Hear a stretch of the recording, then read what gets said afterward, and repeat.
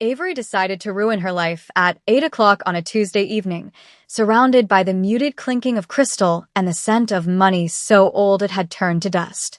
The air in the Skyview Lounge, perched atop Seoul's tallest testament to commerce, was thin and cold, just like the future her father had so meticulously arranged for her.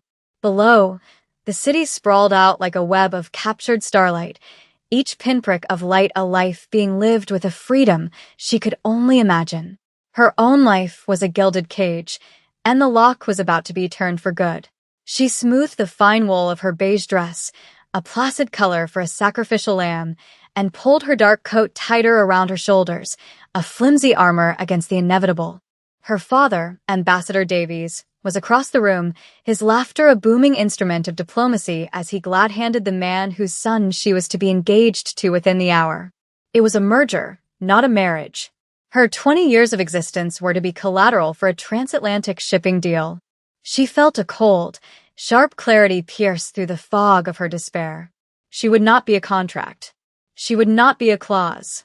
She would be a catastrophe. Her eyes fixed on the grand, revolving doors of the lounge, a slow-moving vortex of Seoul's elite. A vow formed on her lips, silent but absolute, a prayer to any god of chaos that might be listening. The next man who walks through that door, she promised the universe, her heart hammering a frantic rhythm against her ribs, I will ask him to marry me, and I will not take no for an answer. It was a declaration of war disguised as a surrender, an act of self-destruction that felt, terrifyingly, like the only way to save herself. The decision settled not with peace, but with the thrilling, sickening plunge of a free fall. She was letting go of the gilded ledge, plummeting toward an unknown ground, armed with nothing but the sheer, unadulterated power of a single, ruinous yes. The polished brass doors revolved with a silent, heavy grace, and a man stepped through, pausing for a moment, as if to let the opulent atmosphere of the lounge wash over him. He did not belong. It was not in his clothes, which were simple, a dark, well-tailored suit that eschewed brand recognition for perfect form, but in his stillness. While everyone else in the room postured and performed, he simply was. He stood alone, an island of quiet intensity in a sea of performative chatter.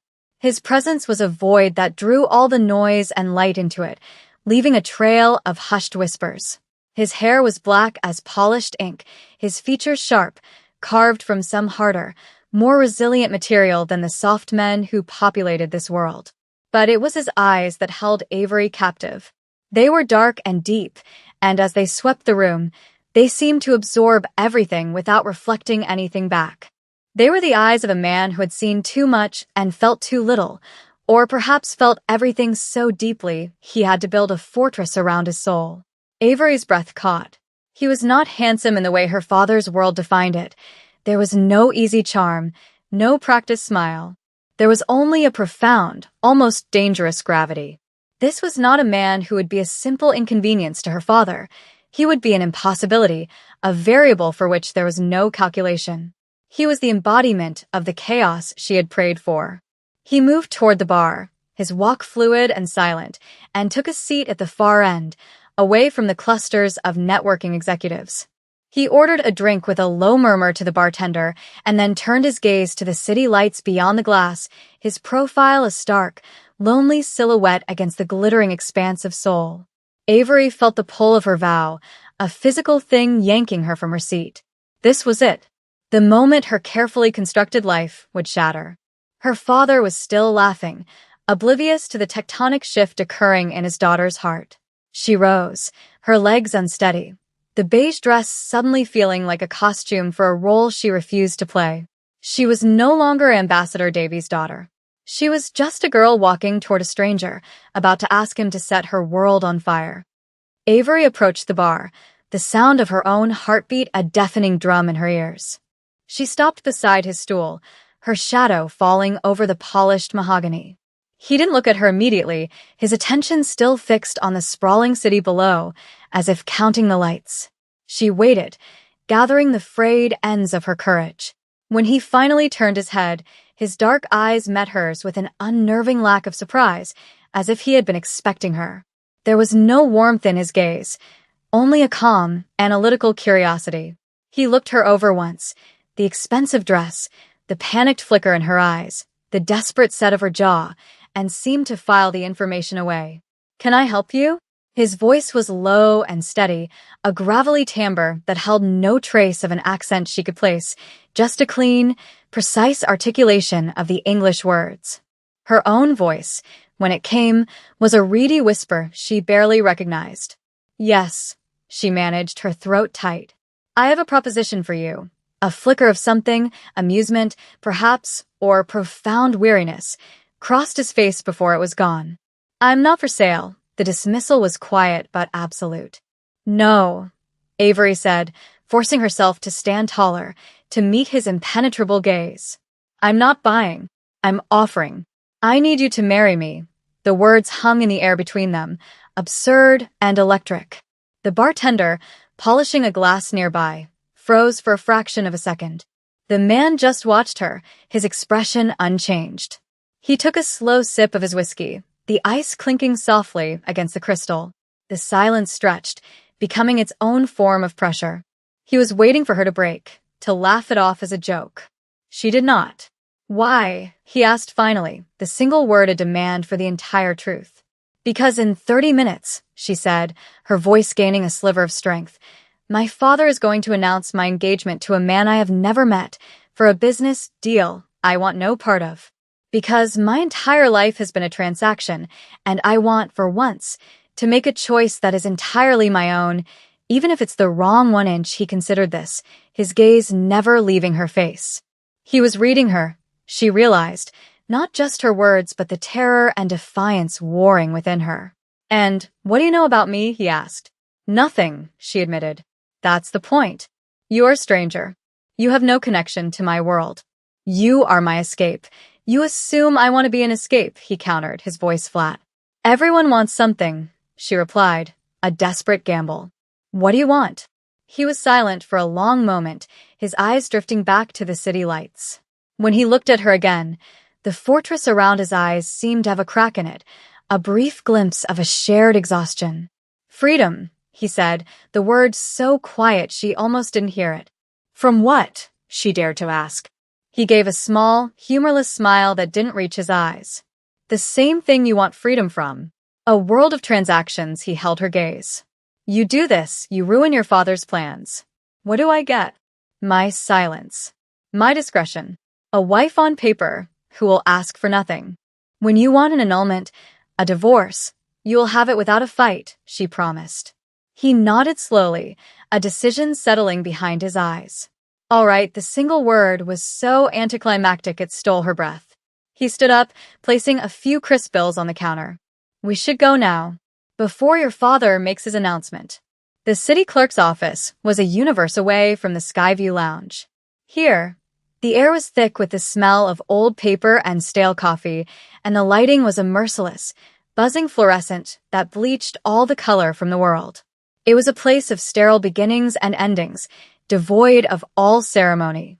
Avery stood beside the stranger, whose name she now knew was Minjun, and stared at the peeling paint on the wall. The gravity of her actions was beginning to press down on her, a physical weight in her chest. This was real. The forms they had filled out in neat, block letters felt like confessions. Name. Date of birth.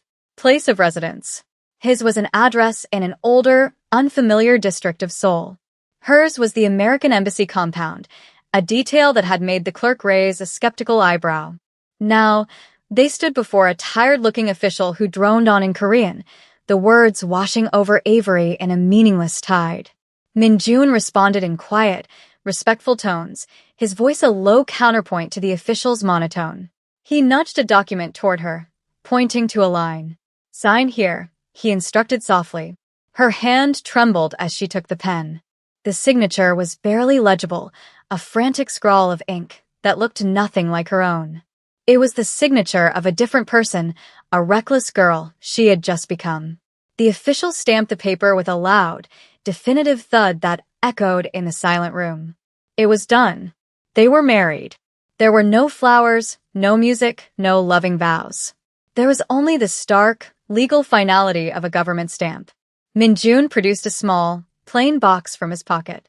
Inside were two simple bands of white gold. They were unadorned, without inscription or flourish. He took one and slid it onto her finger. The metal was cool against her skin. It felt foreign and heavy, a shackle. She did the same for him, her fingers brushing against his. His hand was steady and warm, a startling contrast to the cold dread coiling in her stomach. They were pronounced husband and wife in a language she didn't understand, and then dismissed with a perfunctory nod. They walked out of the building and into the biting winter air, the sky now a deep, starless black. The city's noise seemed distant. A bubble of surreal silence enveloped them. "My father will have discovered I'm gone by now," Avery said, her voice thin. "He will look for me," Minjun nodded, his gaze sweeping the street as if assessing for threats. "He will not find you." It wasn't a reassurance, it was a statement of fact. He led her to a nondescript black car parked down the block, opening the passenger door for her. As she slid inside, the first snowflakes of the evening began to fall, melting against the dark windshield like fleeting, forgotten tears. She had done it. She had detonated her life. And now, she was driving into the unknown with a man whose last name she had only just learned, a man who is now, inexplicably, her husband. The car moved silently through the labyrinthine streets of Seoul, leaving the glittering, modern towers of Gangnam behind and venturing into a part of the city that seemed to breathe a different, older air. They drove through narrow alleyways where the neon signs gave way to the soft, warm glow of paper lanterns.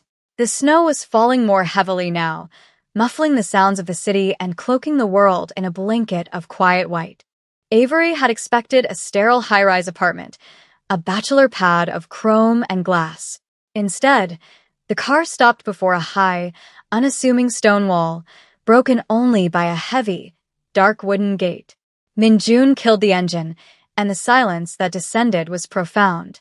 He led her to the gate, which opened with a soft click, revealing not a building, but a courtyard.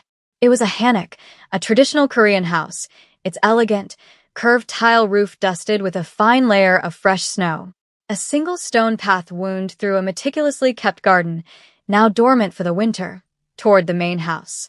The warm light spilling from the paper-lined doors felt like a beacon in the cold night. The house was a paradox. It was in the heart of one of the world's most bustling metropolises, yet it felt as secluded and peaceful as a mountain temple. Inside, the air was warm and smelled faintly of cedarwood and brewing tea. The design was minimalist, all clean lines, dark wood, and pale walls. There were no flashy displays of wealth, no art meant to impress. Every object, a ceramic vase, a stack of books, a simple ink wash painting on the wall, felt chosen with immense care and purpose. It was a space that valued tranquility over opulence. "This is your room," Minjun said, sliding open a door to reveal a spacious chamber. A simple, low bed was neatly made, and a window looked out onto a smaller, private inner garden where a single, snow-covered persimmon tree stood stoically. "The kitchen is through there. Feel free to use anything you need." He seemed uncharacteristically hesitant, a man accustomed to giving orders now navigating the strange, uncharted territory of domesticity. He was treating her like a guest, a fragile one at that. "Thank you," Avery whispered, the words feeling inadequate. She stepped into the room, the polished wood floor cool beneath her feet.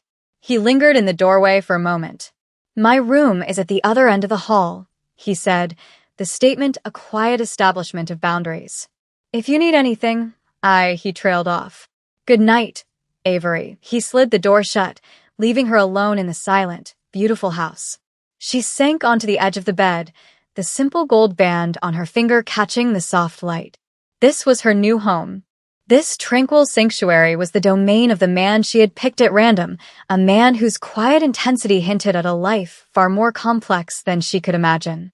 She had escaped one prison only to walk willingly into another, albeit a much more beautiful one. The silence of the house was absolute, broken only by the soft, whispering sound of the falling snow. The days that followed bled into one another, each marked by the same quiet, formal rhythm. Avery and Minjun were two ghosts haunting the same beautiful, silent house. They orbited each other with a careful, polite distance, their lives running on parallel tracks that rarely intersected. He would be gone before she woke, leaving only the lingering scent of coffee in the air. A tray would be left for her on the kitchen counter, fresh fruit, pastries, and a thermos of hot barley tea. It was a gesture of a caretaker, not a husband. She would spend her days exploring the Hanok, which was larger than she first thought, a series of interconnected buildings and hidden courtyards. It was a labyrinth of serene beauty, each room a study in minimalist elegance. Yet it felt empty, a museum of a life rather than a home. She found a study, a room lined with books in Korean and English, ranging from classical philosophy to modern economics. There was no clutter, no personal photographs, only a profound sense of order and discipline. She would often find him there late at night, sitting in the dark, bathed in the blue glow of a laptop screen, the picture of perfect, lonely control. Sometimes, their paths would cross in the evening. They would share a meal, often prepared by a silent, efficient housekeeper who came and went like a phantom. Their conversations were stilted, filled with polite inquiries about her day. "Did you find everything you needed?" he would ask. "Yes, thank you," she would reply. "The house is beautiful," he would simply nod, his expression unreadable. She learned to read the subtle shifts in his presence. She learned the sound of his footsteps on the wooden floors, the quiet way he closed a door, the almost imperceptible tensing of his jaw when he was preoccupied. He was a man composed of layers of discipline and restraint, and she found herself becoming fascinated by what lay beneath the surface. One evening, she found him in the main courtyard, staring up at the bare branches of the ginkgo tree. Snow was beginning to fall again, tiny, hesitant flakes in the twilight. "It's a lonely house," she said, her voice soft, not wanting to startle him. He turned his head, his dark eyes watching her approach. "It was built for a family," he said, his voice laced with a melancholy she had never heard before. "It has been empty for a long time, and now it has you," she offered. He looked at her then, a real, searching look. "And you," he added quietly. In that moment, under the falling snow, the space between them felt smaller. The polite distance was still there, but it was now threaded with a fragile strand of shared solitude. The transaction was beginning to feel like something else, something more complicated and unnervingly human. They were not husband and wife, but they were no longer complete strangers. They were two lonely people in a lonely house, slowly, cautiously, learning the shape of each other's silence. Avery began to venture out of the Hanok, testing the boundaries of her new, unstructured freedom. At first, she stayed within the quiet, winding streets of the Buckshin neighborhood, where the traditional houses stood in silent defiance of the sprawling modernity just beyond the hills. She would wander through the alleys, watching steam rise from food stalls and listening to the distant, melodic chime of a temple bell. The anonymity was intoxicating. For the first time in her life, no one knew her as Ambassador Davies' daughter. She was just a foreign woman in a dark coat, a nameless face in the crowd. Emboldened, she started taking the subway, losing herself in the vast, pulsing veins of the city. She explored the bustling markets of Namdaemun and the trendy, art-filled streets of Hongdae. Seoul was a city of startling contrasts. Ancient palaces nestled beside gleaming skyscrapers, serene temples just steps away from chaotic, neon-lit nightlife. She was beginning to fall in love with its energy, its resilience, its soul. It was during these excursions that she started seeing the name, Kianma Group. It was everywhere, emblazoned on the sides of sleek office towers that pierced the winter sky, on the logos of construction sites promising an even more futuristic skyline, on the branding of the ubiquitous telecommunications company that connected the entire nation. Kianma was not just a company, it was an empire, its insignia a stylized Pegasus that seemed to be woven into the very fabric of the city. She thought little of it, other than to marvel at its sheer scale. It was another facet of the world she had fled, a world of corporate power and monolithic influence, and she felt a smug satisfaction that it had nothing to do with her. Her life was now the quiet Hanok, the simple meals, the silent man who shared her solitude. One afternoon, Sitting in a small cafe, she overheard two businessmen at the next table speaking in hushed, reverent English. "The deal is dead without the chairman's approval," one said, stirring his coffee with a frantic energy.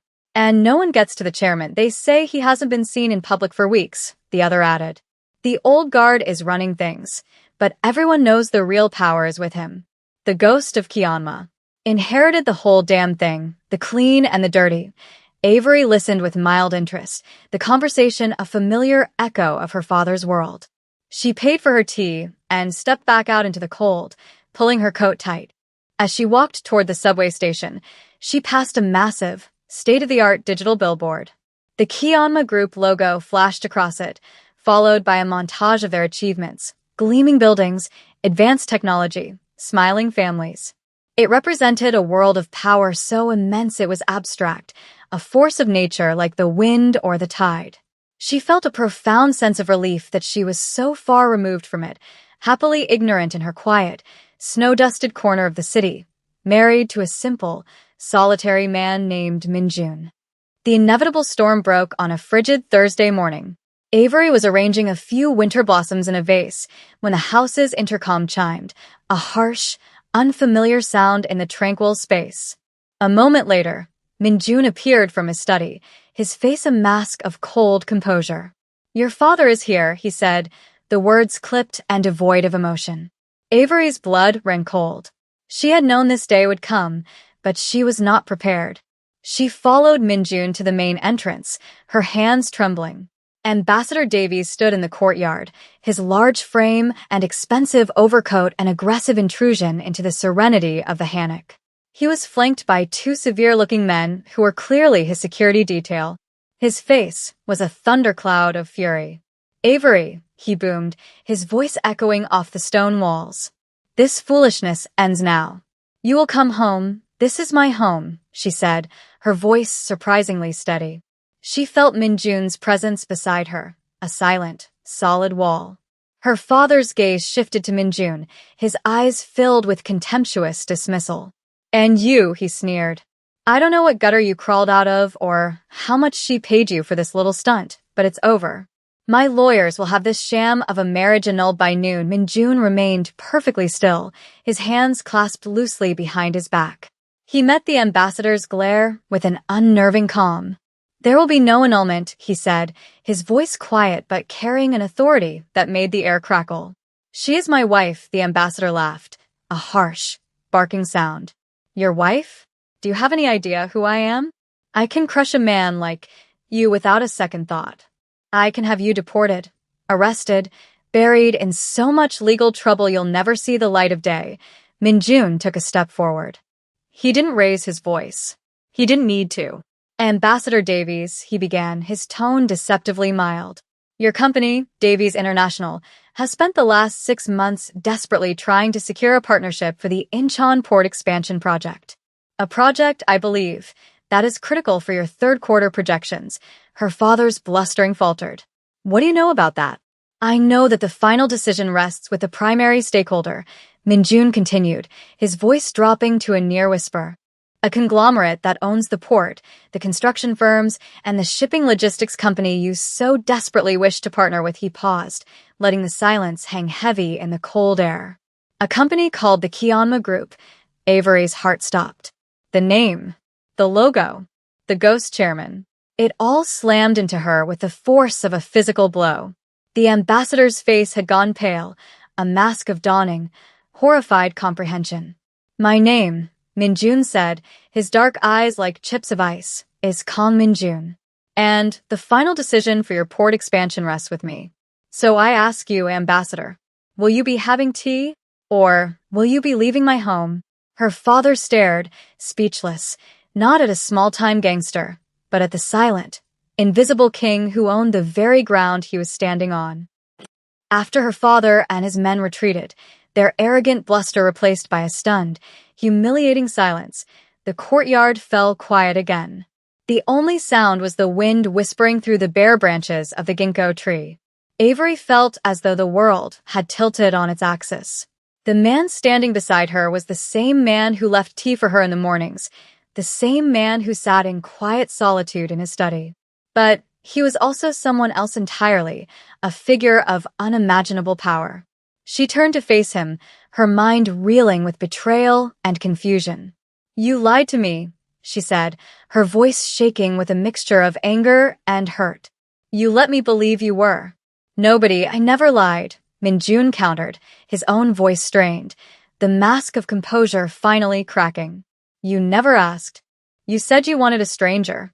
"I was a stranger," she cried, her voice rising. "You're not a stranger. You're an institution. The Kianma Group? You own half of this city. Is this just another cage, Minjun? A bigger, more beautiful cage than the one I left?" The pain in her accusation hung between them. He flinched, his gaze dropping to the frozen ground. "Yes," he admitted, his voice barely a whisper. "It is a cage. My cage." He looked up at her then, and for the first time, she saw the full weight of the burden he carried. The fortress around his eyes was gone, and in its place was a profound, soul-deep exhaustion.